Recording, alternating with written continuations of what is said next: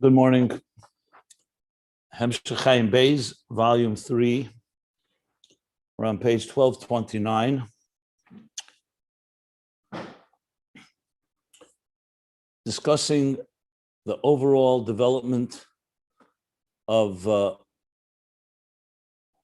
human being's growth and maturity from childhood to adulthood, and particularly in the area of one's emotional development, which goes also hand in hand with one's cognitive development. Generally 3 stages, but as we've learned, there are many stages in each one. Mutva, Murgash, Muskel. There's a newborn child born with a particular infrastructure, characteristics, emotions, but they're not yet revealed. They slowly become revealed. Goes hand in hand with the cognitive recognition of a child. And as one grows, the mind develops and expands, and both guides the emotions, as we've learned, to both be focused on more mature objectives and also more refined emotions instead of just raw, untamed, immature emotions. And then there's moving over where the mind itself generates and creates feelings. So essentially, they're the feelings that we have and the natural emotions every human being has. And then there's the emotions that we can actually generate when we concentrate and focus and in turn give birth to feelings that not necessarily we were born with. They're still the same human being, so it's still within that structure, but we're going to learn about that as well, whether you actually can change a person's very wiring. But we're not up to that yet. At this point, we're discussing essentially these 2 interactions, as we spoke about, the natural emotions, the cognitive emotions. And yesterday, one more thing I should add, that we're not just discussing it now biologically, but we're also talking about it from a spiritual and divine soul perspective.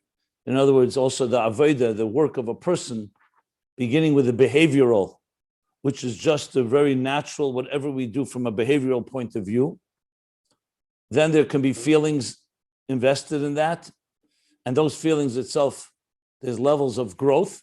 The analogy being like a seed in the ground that begins to sprout, ultimately developing into a mature tree or mature plant, as an example for the growth of the emotions. Then from behavioral and some discernible emotions to more stronger and more developed emotions, and then emotions that are not just the natural, but also the created by contemplation. And the distinction between those 2 levels is primarily that the first one, natural love for the divine, is due to the fact that the divine godliness is our source of sustenance, and God is our Father. So when a person is aware of that, there's a natural love that emerges, that is revealed. It's there, but the contemplation, the minimal contemplation, is just to be aware of it. Cognition, that you're aware. Just like he gave the example that you can be standing right near a very precious treasure and not be aware, completely oblivious, distracted, or near danger. He gave the example of a lion and a thieves. But when you're aware, it makes you aware of those natural emotions that are there innately, just like it is in that example. Innately, a person values a treasure, and innately, a person is afraid of danger. But the mind helps you become aware. And then there's the second, the contemplation of the Anelikus, that we're contemplating, and he gave 4 different forms of contemplation. Just to sum them up, this is on page 1228. One is that all of existence is only a reflection, only malchus of the divine. So there's so as much as existence exists, it's only ha'ara levad, and the divine is removed from it and not affected by it, at least not in the inner level, only on the outer levels. The second was the hafla, the very wonder and grandeur of creation itself, the creation of existence, as well as the creation of all the higher worlds. The third was a specific contemplation on any particular divine level or entity, whether it's eris and energies and containers, or the 10 spheres, or the worlds. And the fourth, which he said, Befrat, when you contemplate on Gadlus Hashem and the greatness of God, you see the multitude of creations from the highest levels to the lowest levels, and all of that is nullified before God. So these different contemplations lead to an emotion that is not there naturally. We're not talking about what God is, how connected to you biologically, so to speak, or in some natural way. We're talking about a real contemplation on godliness that evokes a passionate, fiery love. And we discussed yesterday, based on Tanya, chapter 16, and primarily chapter 44, the different levels of love like water, like fire, the difference between natural emotions and cognitive emotions. And even natural emotions could also achieve a certain level of passion, we discussed. So I'm not going to go over all of that. That was yesterday's. I'm just summing up everything we were learning to get it back on course where we are right now. And so what we began learning, and I'll start again after the parentheses on page 1229. And this is the text you can find at ayinbeis.com, where you can see it says volume 3, and just go to this page and follow along if you would like to do that. So after the parentheses, he's speaking now about the second level, what he's been calling till now, Murgash al pi haseichel, Murgash mitzad haseichel, not Murgash mitzad the midas. In other words, it's not purely mostly emotions. There is a seichel involved, and that seichel is the contemplation we've been talking about, that you contemplate and understand different godly levels. That awakens, or I should say, gives birth to an emotional feeling. Just like in any situation, there are things that we naturally are attracted to or repelled by, but then in life, you learn, you study, you learn, you research, and you find out that there's something really valuable, worthy of loving. And naturally, you may not have been drawn to it, but the contemplation leads you there. So going back to, so after the parentheses, he says now like this: in this itself, meaning in the love that comes from some cognitive contemplation or understanding, Katnus and Gadlus. This in this itself, we have Katnus and Gadlus. Remember, we're talking about a work in progress here, so to speak. It's constantly in motion. Just like a human being is always growing, you can't compare someone when they're 5 years old to 6 years old, 7. And every day, actually, there's growth. It just may not be obvious, but it's very clearly that, especially in the younger years, you see ongoing growth. So there's constantly Katnus and Gadlus. Going back to the example he used with Adam Eitz HaSoda, literally like a tree, which is Zoh, Midas. Like a tree, it's always growing from Katnus, from a less developed stage to a more developed stage. From less mature to more mature. We read this yesterday, but it's worth reading again. When a person's mind is comprehending something, but it's in a form of tzimtzum and miyut, it means your mind is working, but it's not a full expanded, first of all, a mature mind that is able to understand an entire picture. And even what you do understand is in a form of tzimtzum and miyut. It was concealed and diminished. It's understanding, but in a lower level. Because that's the rule. The more the mind is in control, the more the midas are kept at bay, so to speak. They don't just dominate. When a person, for example, the younger a person is, their mind is less developed, the more emotional they are. What do I mean by emotional? I mean more impulsive. Emotions as an impulse. And you can't just tell a child who's having a tantrum, calm down. Because the emotions are very dominant. Officially, maturity means that as we grow, the emotions don't just go wild. And if you reflect on things, you restrain yourself, you have the ability of self-control. So he's saying when the seichel is more tasaga, it's simsum amiyat, mamela amidasem bizgalus b'murgish yeser. The midas are more prominent, more revealed, and more Murgash means you feel them more. You feel the midas. Like just another example, just to drive the point home. When you talk to a person who's a mature, intelligent person, no matter what you tell them, you're not going to see their feelings on their sleeves, because they have the capacity to put themselves aside and just listen. And even though they may have a feeling, but their feelings are not b'murgish b'yesa. Someone else who doesn't have that level of, we'll call it maturity or balance, or whatever the word you want to use, where the seichel is so dominant, you're going to see their emotions quite quickly. The more the seichel is in control, the more the midas. That doesn't mean there are no midas. We're not talking about eliminating them. We're talking about whether they're prominent. But like when you see somebody who doesn't have that capacity, you right away know what they're feeling. One of the signs of intelligence that you don't know what an intelligent person is feeling. Not because he's hiding it or it's a secret, just has more control over any feelings and does not just jump to conclusions, and definitely doesn't react based on whatever he hears, he or she may hear. So when the sim seichel is more b'tzimtzum and miut, the mela hamidus are bezgalus and b'murgish yes. They're more apparent, they're more felt, they're louder. That's the meaning of it. Harizeh b'chinas katnus. This is a state of katnus. So it's a less developed stage. The kol seichel b'srachvus yeser. And the more the seichel, and as long as the seichel becomes more bisrachvus, more expansive, from the word reichav, expands, meaning it grows.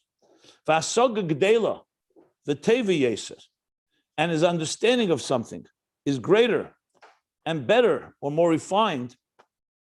V'oz hamidas einem b'murgash kol kach, and then the midas are not as prominent or as revealed or as what's the word I want to use? As expressed. Harizeh b'chinas gadlus. This is a state of maturity or growth or development.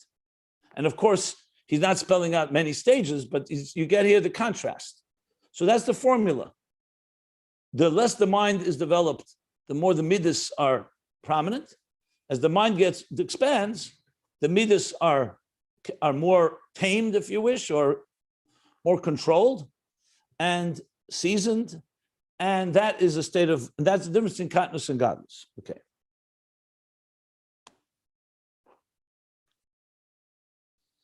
Now he says like this, now it continues. Gam inyan Katnus v'Gadlus b'zeh. Also this inyan of this smaller state and more mature state, or more childlike state or more adult-like state. Gam inyan Katnus v'Gadlus b'zeh. Yuvan al derech moshel kamei begashmis. Just making sure I'm reading it right. Gam inyan Katnus v'Gadlus b'zeh yuvan al derech moshel. Yeah. This Katnus and Gadlus in this development of motions and mind will be understood al derech moshel, for example, kamei begashmis. Now, why does he say gam? Because till now he was also speaking an example. Like before he got to Neshama Elikis, on page 1225, I believe he even used the word dugma. Trying to see if that's exactly. Yeah, dugma calls a yuvan ben Neshama Elikis. The dugma from biological growth was a dugma, an example to understand how it works with the divine soul. So I'm speculating, and it's probably right, that gam inyan Katnus v'Gadlus, that also this development part is also can be understood with example from Gashmis. Kamei begashmis, gam yuvan bal derech moshel kamei begashmis, like it is in the physical reality. Gam shamida hi mitzad hakoros hasechel, that also when the midah, remember we said emotions, even though we're naturally wired, they're naturally innate, inherent, intrinsic, whatever word you use, even the midah, that's mitzad, that began to come, gam shamida hi mitzad hakoros hasechel. So then we also spoke that the midah can also be mitzad hakoros hasechel, like even a child recognizes its mother, its father, its bottle, it's a smell, a taste. So that even when the midah has some hakoros hasechel, B'kol mokum we learned, yesh b'zeh seidus mitzad hatfa gamke. It's not purely due to the recognition of something that the emotion will react. Just use the example I just gave. I'm giving a very basic and a very early stage example. You see children, when you give them, let's say, a bottle, or they see something that reminds them of food or something they want and need, so their mind recognizes it and immediately they react. Their emotions reach for it, are attracted to it. If, for example, you wouldn't show the baby the bottle, just using that as an example, so it doesn't mean the baby won't have natural hunger. It'll come anyway. But at that moment, it was the mind that helped. But he's saying, even though the baby recognized, it's only a maramokim, like he said earlier. It's only an indicator. The reaction is also mitzad hatfa. It's not just due to the mind seeing something, and therefore it creates an emotion. All it is really making aware this child of an emotion that's already there. So he says, they say this is not mitzad seichel. It's also yesh b'zeh says mitzad hadvar gamke. So in other words, there are two things working at once. The mind is just making the child aware and recognizing something. But the Chassidus, meaning the stimulation or the arousal of a feeling, being attracted to something, or for that matter, being repelled by something, is also mitzad hatva. It's also due to the natural embedded emotion within the child.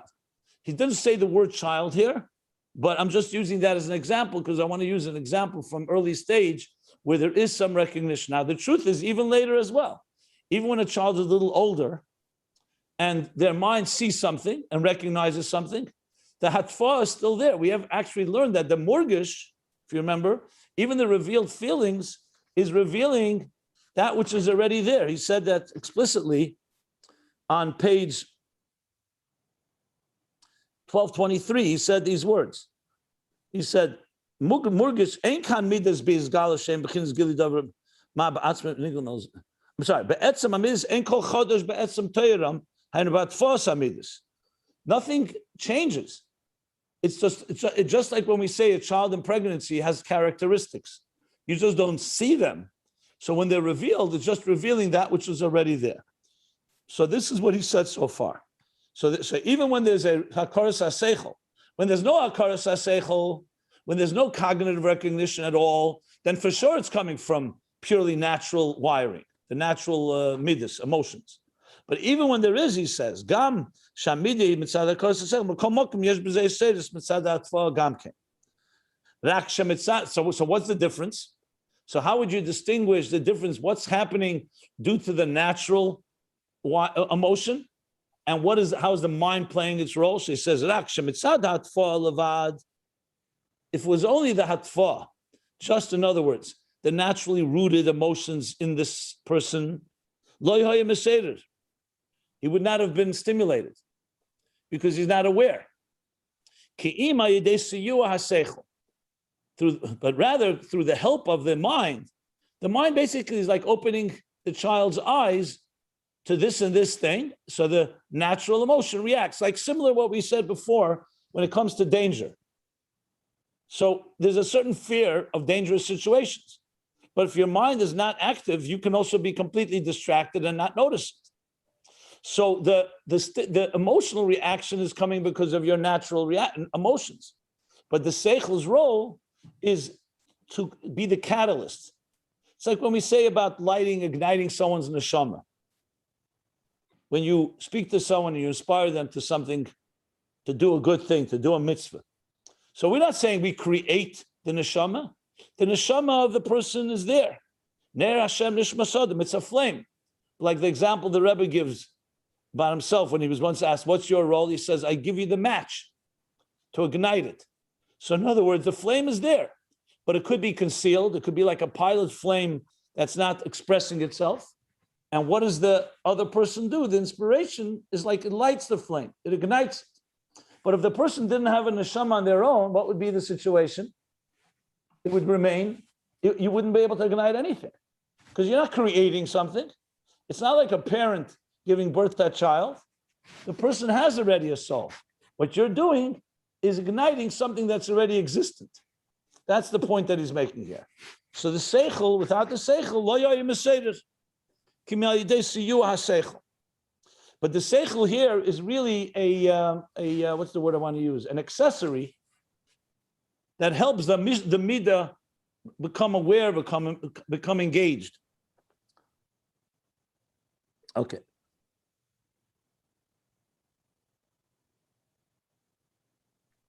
The yes seichel.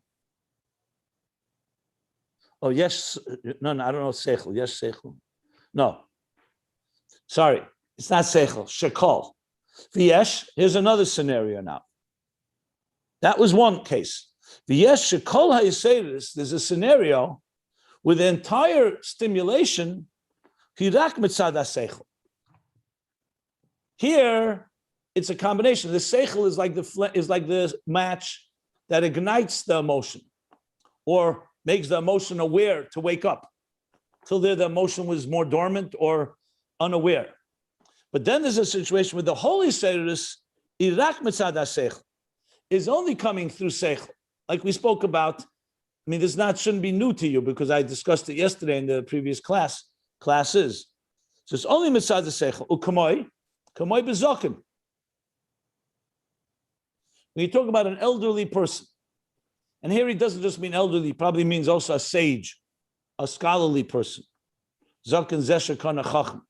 So like when you talk about an elderly person, not a child, a person, a mature, fully mature individual. Interesting, he's going to the other extreme, a zaken. He's not saying just an adult, a zaken, which usually refers to someone 70 years old, right? Shivim, the shishim, not the 60, 1 second. What is it? Ben shishim, ben chamishim le'etza, ben shishim le'zikna, ben shmeinim, ben shivim le'seva. I think something like that. Yeah. So we're talking about an elderly person. What do you see? She'ena miseder klal mitzad hatfa. A person who's that mature does not get stimulated due to his natural feelings, which means he has a lot of self-control, basically. Rak mitzad chiyuv ha'seichel. What will impact a person like that is only something that his mind says, this is important, this is compelled by the mind. Chiyuv ha'seichel. Of course, you could say, 1 second, an elderly person can't get emotional. They're walking their grandchildren to the chuppah, or they have other experiences. They don't have emotions. That's not what he's saying. He's saying that you can't just do something and this mature or this sage will just react emotionally. Of course, he has emotions, and there are times he'll let his mind not necessarily stop the emotion, but generally speaking, just because you do something, he's not going to have a reaction, emotional reaction. But it comes mitzad chiyuv ha'seichel. Hagam shezeu kamoi shehi hamida betevet biltel dase. Even though the actual emotion that's awakened by his mind is also betevet tel dase. It's not creating, like if he's a bal chesed and his natural midah is chesed more than gvura, then the emotion will be a chesed one. Like let's say Hillel. So it'll be aligned with his natural tendency. However, but the stimulation of it is due only because the mind recognizes that this is the right thing to do. In other words, a child will have an emotional reaction, even if it's not necessary. The seichel says it's a good thing. The seichel will make the child aware, where the seichel doesn't control whether he should react or not. And here, the seichel is the dominant force in self-control, which is the sign of a truly mature person who reflects before they react. It would be like the difference where they say the example. They say when a man with money meets a man with experience, so the man with experience ends up with the money, and the man with the money ends up with the experience. When you're not that experienced, and someone comes and sells you something, and they make a pitch, and they know how to manipulate your emotions, they can get you to do something that's completely not rational even. They'll tell you, like good telemarketers, You have to buy it right now. You get a deal of the century. Say, well, let me reflect on it. No, it expires in 30 seconds. Basically trying to get your emotions excited. Now, a complete child will be very gullible. But even a person who's not mamish a child, but you can get their emotions going, so they will buy into it and then find out it was a con job, or it was a shmat, it was worthless. A person who's far more experienced, I'm just using that as an example, in this case, like a zaken, who's been around and he's seasoned. You're not going to just get him excited because you're selling him something and it sounds good. His mind is going to determine whether his emotions should be allowed to react or not. And he's going to make sure that it's a proper thing. And then, yes, there will be an emotional reaction and it will be aligned with his natural emotions, but it won't come just because the emotion was touched.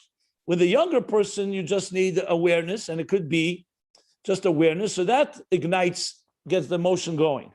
With a zaken, he says, the seichel, it controls whether the emotion should be stimulated. And once it is, obviously, it's his natural emotion. We're not talking about creating something completely new. That's what he said right here. That's what he said. That's the distinction. And now he gives the example, because this doesn't mean zaken only in chronologically, because we all know there are people that are 80, 90 years old and their maturity is like a 10-year-old. They still could be very primitive and very immature and very gullible and so on. He's talking obviously here, a person who's worthy of the name zaken. Like I said, a person who's a wise sagacity, a sage, like. And he says, so the Zohar has an expression, Saba. Saba means a grandfather, but it means an elderly person. Is das, is very controlled. Sasa means contained or closed, but Daitaya Sasa means it's very developed, it's very solid, and you can't just waver. It doesn't. It's a very deep. It's like when you and the Zohar actually compares it to like vintage wine. Old wine, the shakid v'shachich, al dudaya, that's settled, wine after a while, it becomes very rich and mature, and so that's the comparison here. So a person like this level is a very sage type of person, that type of maturity, who reflects deeply on things, is very solid, is not shaken or waver due to anything that just comes the person's way. It's considered to be, this is like the most mature state a human being can reach. Okay, the shakid v'shachich, if I recall correctly, refers al derdaya, like wine, but he's using here nishkat v'nishtachich. Shakid v'shachich. I don't know if he's talking about wine. Huh? I don't know if he's talking about wine, but I think he mentioned the pasuk of wine there. Ki yayin hashoket al shmorov. But that way is okay, that fine. But I think the word shakid v'shachich, he's clearly stating here, it means the excitement that he has due to his natural emotions, nishkat v'nishtachich. It means it's silenced and it's submerged. Because his mind, his maturity, keeps it at bay, like I said. It keeps it seasoned. And his entire behavior is only controlled by the mind. Now again, this does not mean that if this elderly person, this sage, suddenly sees danger, God forbid, that he's just going to sit and be aloof and detached. Obviously, his mind will tell him when you need to act in an emergency.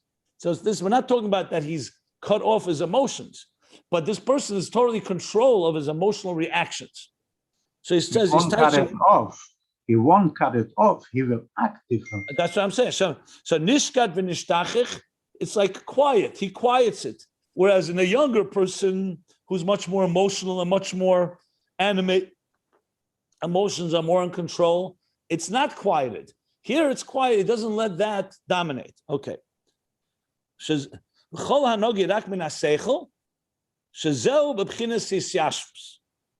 That's the word, hisyashvus. Let me explain hisyashvus. Literally, the word hisyashvus means yeshiva, like sitting down, settling in. But hisyashvus has much more than that. When you say a person settles in, like a yeshiva, why is yeshiva called a yeshiva? So, meaning a school. Why yeshiva? Yeshiva means to sit. So obviously the meaning is because the students are sitting on benches or in chairs and they're studying, but it's much more than that. They're not there. They're not there. They're not there just in a temporary moment. They're settled in. It's like someone comes in and they're standing. You say, "Why don't you sit down and and make yourself comfortable, so to speak." So Yashvus and Chassidus is used that when you're understanding an idea, you could understand it superficially, you could understand it a little deeper, but then it comes in a state of Yashvus, means selektzach. It really resonates. It becomes something that really comes. Let me finish, and I'll No. Just the famous word, Yeshuva Das. So I'm middle of speaking. I'm middle of a sentence, literally. So Yashvus is that the idea settles in and resonates in a profound way, not just as an idea. Many times we understand something, and you can't say that it's misyashiv etzli, that it really settled in, but then there's a point where you feel that it's become like settled in you, it's become part of you, and you can feel that it's comfortably with you, you're comfortable with it, literally like you're sitting in a chair. So the word Yashvus is a state where something becomes much more settled in. This is the state of a saba, sosim, that when a person is still in an emotional state and the emotions control, it's not a state of Yashvus. Like you'll sometimes see somebody and their moods change. They're constantly moody. That's the opposite of Yashvus. Yashvus means it's a person you can rely on. There's a consistency because they are generally a more mature and settled person. Emotions are by nature the opposite. Emotions, your emotions are very impulsive, reflexive, and they can go from one extreme to the next. So a person in Yashvus is less moody and less controlled by emotional temperament. Okay. Simon, I only said Yeshuv Hadas. Well, since he didn't use the word das, I didn't want to use das. That's exactly why I didn't use that word. Okay. The Rebbe Rashab didn't use it, so maybe there's a reason. I'm trying to stick to the word. Yeah. Yes, it does say Yeshuv Hadas. There is an expression, but he didn't use. He did Daitoyu Sosim. He did use das there. So I'm not saying it's not the Yeshuv Hadas is also Yeshuv Hadas sometimes means let's consult, let's reflect on it. Kapanim Hisyashvus is, as I explained, something that is this mature state. So now, okay. So this is the example. Remember, this is Al Derech Moshel. So Al Derech Moshel, he gave two states, two scenarios. One, Shamidehi mitzad hakoros haseichel. There's a Chassidus mitzad hatvoah gamken, but that is a state with the hatvoah. The seichel is only to ignite it. The yesh shekol Chassidus is only mitzad haseichel. So you have one scenario where the Chassidus is from the natural inclination, and the mind gets it going, makes you aware, stimulates it. And then that the entire Chassidus is coming from the mind. And the example of a zoken and a saba, a mature adult who is very much in control, and emotions don't control their behavior and their reactions. It's the mind that does so. So now he's going to go back and explain the same thing in Aveda. So he says, remember he said, Al derech mashal, u'kamoy kenu ba'aveda. So is it also in Aveda, in a person's service and work. The gam kesher avi adeh seichel, that there's a state where when the love when the love is coming through seichel, like we spoke about being aware that God is our Father or God is our sustenance. B'kol mokim yesh taruvas hatva. Nevertheless, there's also a mix in it of the natural feelings that this individual has. So it's not purely seichel defining the emotion, and generating it, that there's also, it's a mix. The natural feeling, like let's say something that you're drawn to or you are afraid of. You have a natural feeling. The mind makes you aware. So the mind brings your attention to it. But the emotion is very much involved. It's a natural emotion that's reacting. So it calls now taruvis, a mix of that fash and mispol gam mitzad midah. Also due to the midah. Seichel is part of it, but the midah is a very big part of it as well. And he explains in the parentheses. V'hainu, and this means shemispol koidim shabali de asaga gmura v'hanocha teva. That he gets excited even before he came to a full understanding and comprehension. And hanocha teva means a good upleg. Hanocha is a word that sometimes can be compared to isyashrus, but isyashrus is a lot deeper. Hanocha means that he gets it. I get it. So even before he has a soga gemura for complete understanding, he already gets excited. I'll give the example. For example, we talked before a lion. Let's say a person is in the presence of a dangerous animal or other form of danger. It's not my example. The example that he used earlier on page 1224 on the top.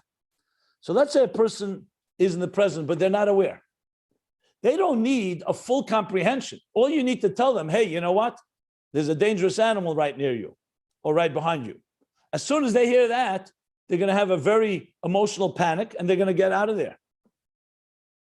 They don't need a hasaga gemura, a whole explanation and a philosophical exposition that this is dangerous for you and so on. So the seichel was simply just to make them aware. So that's what he's saying. Mispol, even kodim shabali de hasaga gemura. So that's a proof that it's not the seichel that's creating the emotion. It's the seichel that's just igniting the emotion, making you aware, and then the emotions take over. The gam sheklolos hasoga ena kedeboy mipnei shehi b'bchinas midas adayin.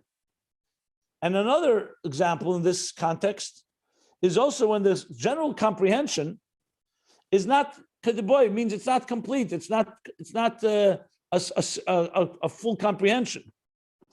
Well, before he said hasoga gemura, so let's not use the word complete. Kedeboy means it's not a real. Kedeboy is a appropriate understanding. Why? Because because even though the seichel is awake here and somewhat active, I should say, but it's still in the level of midas. Remember, we talked mudva, murgash, muskel. Even when the seichel is beginning to show its face, and we can discern and we can recognize, but what's prominent is the midas.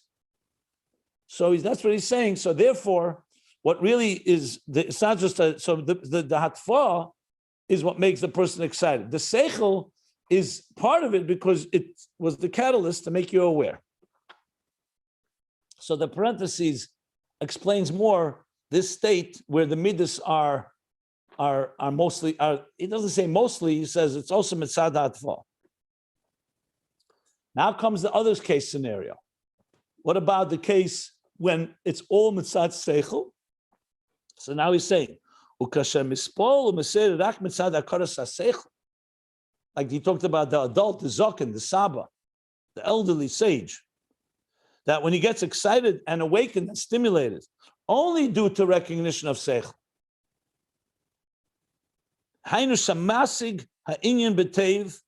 That means he understands the subject matter well. And means it resonates. He gets it. Beklita teva. Klita means it's settled in. Klita means it's been absorbed. Klita means when something is niklat, it means it didn't just enter there. It's properly absorbed within, internalized.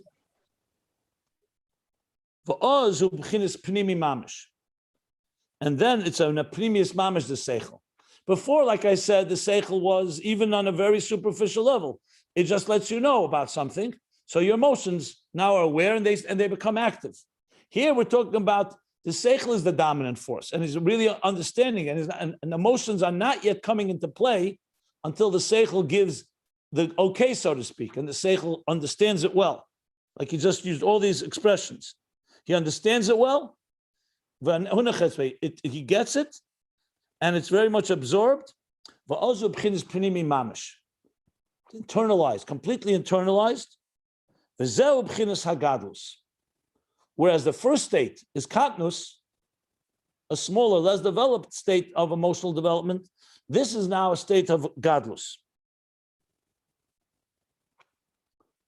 Okay, so we have now these two contrasting levels where Mutva and Murgash, or in Murgash itself, Murgash mitzad hamidus and Murgash mitzad haseichel, and that's the difference he explains.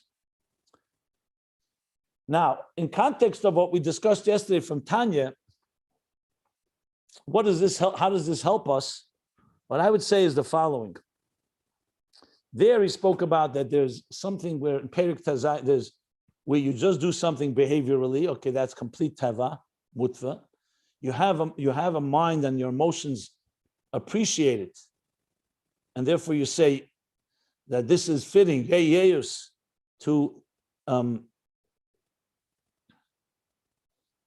to serve God and to connect to God and to be absorbed in godliness, but it's still betalumes libay, still concealed in the heart, meaning it's not a fully emotional expression, but that's the behavioral.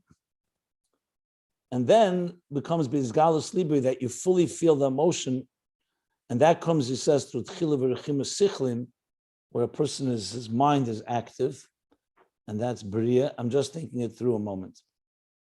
That's brilliant.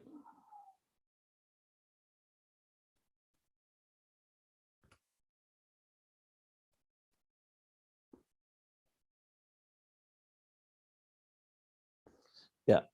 Okay, it fits very well because the end of the parentheses, if you remember, he said, Gam bechinas hamurgash metzad haseichel, even though they're midas hen sichlim, they're called tivim. One, because the meichin is shaykh to midas, like we just learned now,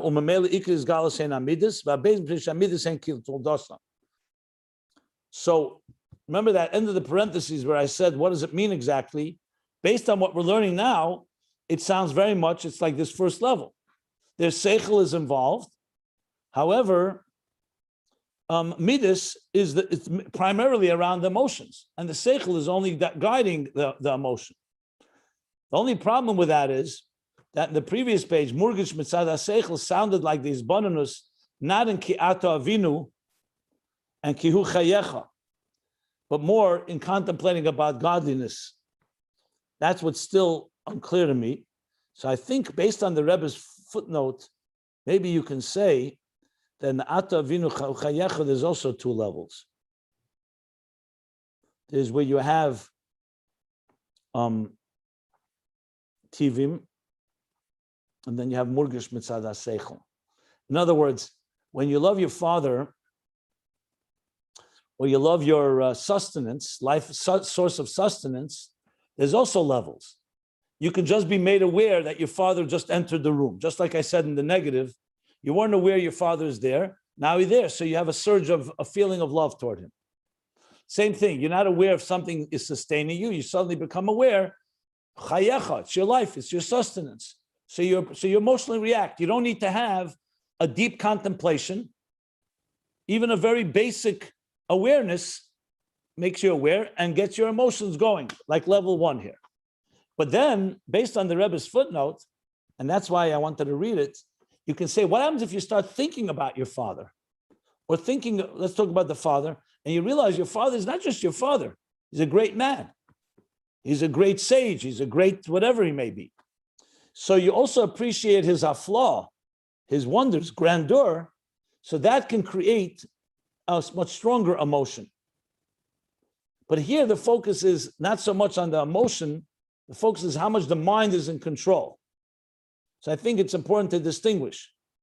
Right now he's focusing more, how much is the mind in effect here? Is the mind just more superficial or basic, getting the emotions aware and awake? Or is the mind really contemplating on something independent of your natural emotions? The only thing the Rebbe said, that even the natural emotions like love for a father can also benefit and could also grow when you contemplate on it. So I'm just thinking that maybe based on that, that would be the difference between the Murgash mitzad ha-seichel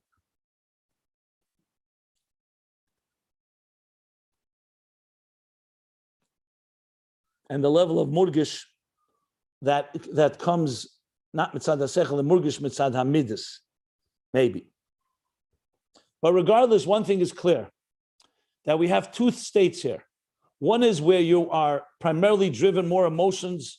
Your natural emotions are the dominant force and the seichel is only guiding it.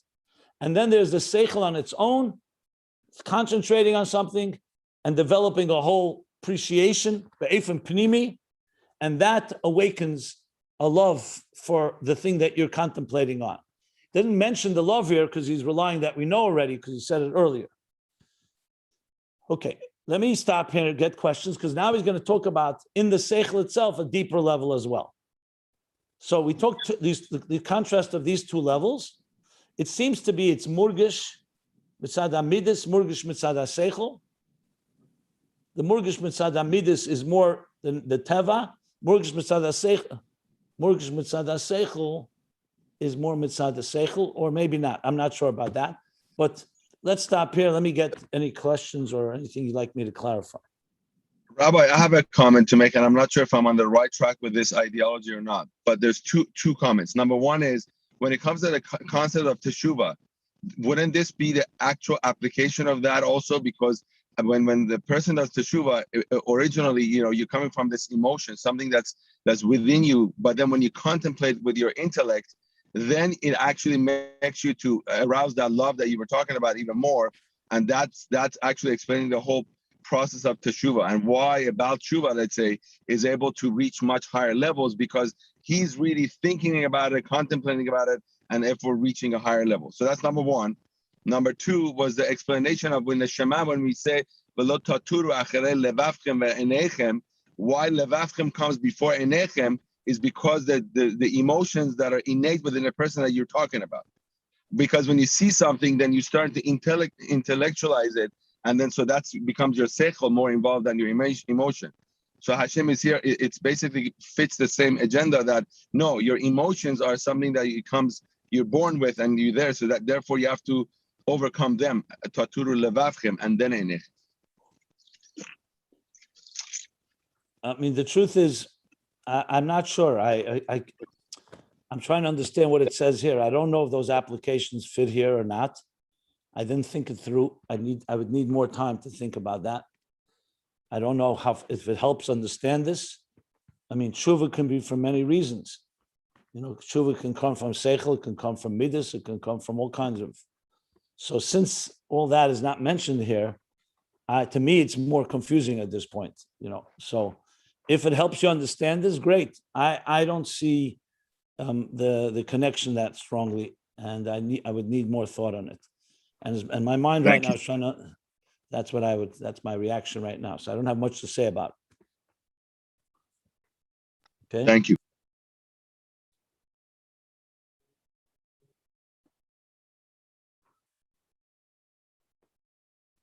Anybody else wants to weigh in?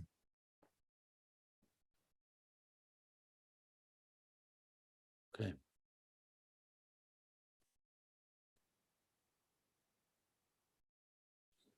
I should say, since he said v'yesh bezek b'chinas Katnus and Gadlus,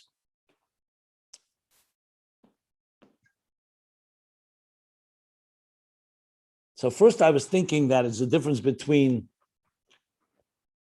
like the natural love that we have, like I said, to a father, to sustenance, in contrast to his bonus about God.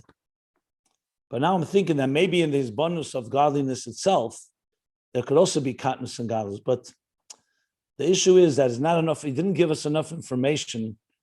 Till now, the natural love was all in the context of things that we naturally connect with. The neshama naturally is connected to God, our Father, and naturally gravitates to life and sustenance.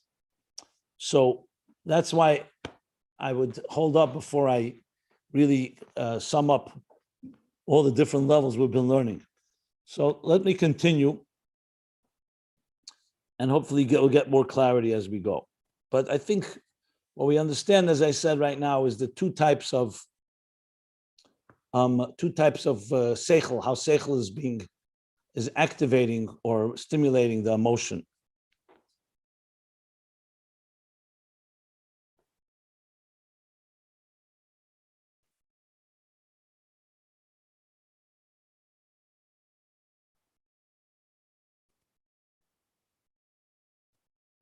Because at the end of the day, even if a person climbs step by step, and they first to relate to God as our Father, and the natural love that comes from that, and the contemplation helped you get there, and God is our source of sustenance. But if you climb higher, you continue thinking about God. Yes, He's my Father, but He's also a lot more than that. He's also above, beyond existence, and all of existence is kuli kamei kalachashim. Everything is nullified before Him. So it's not a contradiction. It's just different levels of godliness. So you could achieve a higher level of connection that's coming from the seichel now, not so much the seichel around the midas, but the seichel that brought you to this contemplation. Like he says, not yet bittul. Yislav liboy ba'ava karish pi eish. So it's true, your focus is no longer about God as He relates to you, meaning as a father or a source of life, hu chayecha, but how God is on His own, so to speak. But it's still that, 1 second. So that creates an emotion that's beyond the natural. But it's also, the question is, does a soul have a natural love to that dimension of God, like it has a natural love to its Father? That's the question that is not clear. To me, it's not clear right now whether it's there. It doesn't sound like it, because He's not calling it the natural. He's calling it created by Seichel. It still fits your wiring, your emotional wiring, how you react. In other words, how your emotions react. But the emotion is not based on the wire, how you're naturally, not based on your natural inherent emotions. It's based on the seichel that got you to get inspired and excited to become, and like he says, like a fiery flame wanting to connect to the divine. Okay, this needs more discussion, but at least I put it out there. I mean, in some way, you have to connect the Father down here with the Father up there, and then all systems go. No, but the contemplation that leads to this higher level, mature, of creating emotions that were not naturally within you, is not contemplating on God as a father. That's contemplating God as beyond being a father. That's what it sounds like here. Rabbi, I actually have been recently going back and starting Ayin Beis from the very beginning, and he talks about how the Evarim are Kalim to the Kochos, and he talks about how he mentions Moach Shalet al Alev, and I'm wondering if these two aspects of Murgash Mitzad Amidas versus Murgash Mitzad Sechel is a matter of a natural sort of or panimi where there's a natural fit, and it's sort of a natural fit for the koach hanefesh, or maybe the koach haneshama, to fill the lev, to vivify the lev, to stimulate the lev to its natural feelings, and some kind of koach sort of or makif. So there's an or panimi, which is a more natural thing. It fits better. And then there's an or makif, that where the intellect is reaching above what is natural and drawing down godliness, a locus that is let's say coming from Keser into Malchus, and that's what draws the soul to a higher level of contemplation of God, which is a higher level of a locus. Seems like that's where he's headed, actually, if you read the rest of the paragraph. I don't know. But what do you think about trying to contrast what we just went over here versus basically the beginning in Ayin Beis, where he's beginning to explain how the flow of energies into the body, and also how that relates to Avodah, and and setting up the Seder Ishtalshalis, et cetera, et cetera. Well, since I have the benefit of learning from the beginning till here, there are many more places in Ayin Beis where the connections are much more explicit. I would make these connections only after we finish this subject, because we're in the middle of it, and there's more to come. And then, as I did yesterday, I will connect it to the whole theme of interface in Ayin Beis. So I would not limit it to the beginning of Ayin Beis, because that's just speaking only about Eris Pnimim. I don't see the direct connection here. I think the bigger picture of Ayin Beis is connected to this theme here, and I'll address that when once we get through this, because we're in the middle of it, Okay, I wasn't trying to limit it. I was trying to see if it's related. That's all. I'm not sure. I can't tell you. I know it's connected to the whole theme of Ayin Beis. The specifics in the beginning, I don't know. I mean, there's Eris and Kalim basically means that there is the Keiches Pnimim. Both Moichin and Midas are both Eris and Kalim. So that's the only similarity I find. They're both they're all Keiches Pnimim, but we're talking about the development of them, and the development of Moichin and the development of Midas. So right now everything seems to be Pnimi. It's just a question of whether it's in a less developed stage or more developed stage, if you want the context. Okay, thank you. Okay. So we're going to stop here. The next piece, V'kol Zeh, he's going to say exactly that is Moichin HaShayachim El Amidus. And now he's going to introduce another dimension in Moichin that we haven't spoken about till now.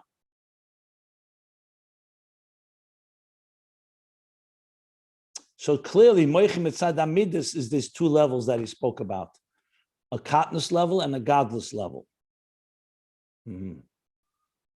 Yeah. So the contemplation about godliness can be in a way that just awakens more of your natural emotions, which is like Hu Chayecha and Ata Avinu. Or it could be that it's primarily a cognitive experience and awakening new emotions. That's what it sounds like to me. Now that I just read this line, which would mean, yeah, what's that?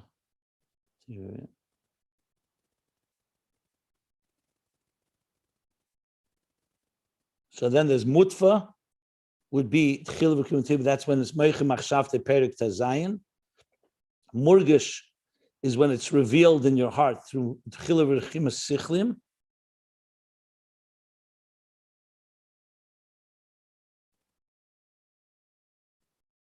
Murgash, and Murgash mitzad haseichel, which he calls tivim, because it's still around midas. Okay, we still need explanation, but okay. We'll stop here by the Kol Zeh, almost close